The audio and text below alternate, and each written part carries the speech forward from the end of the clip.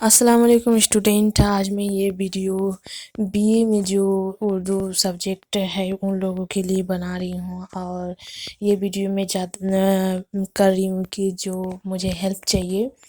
BA जो Urdu general जो subject है BUDC 133 और 134 और 141 इन सब के जो सब्जेक्ट है बुक है उनका तो मैंने वेबसाइट में जाके काफ़ी सर्च की क्वेश्चन पेपर प्रीवियस ईयर्स का क्वेश्चन पेपर, लेकिन मुझे लगा कि नहीं, इसमें नहीं दिया हुआ नहीं है, क्योंकि सिर्फ ऑनर्स सब्जेक्ट जो है उन लोगों का ही वहाँ पर ही क्वेश्चन पेपर प्रीवियस ईयर का अपडेट किया हुआ है। जो जनरल जो सब्जेक्ट है वो दिया हुआ नहीं है।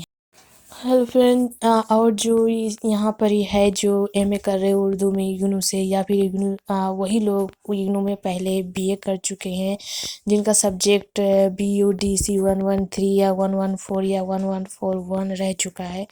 उन लोगों के पास अगर क्वेश्चन है प्रीवियस ईयर्स का तो आप कमेंट सेक्शन में बताइए कि हाँ मेरे पास है, या फिर आप फेसबुक में मुझे मैसेज कर सकते हैं। फेसबुक का लिंक नीचे में दिया हुआ है।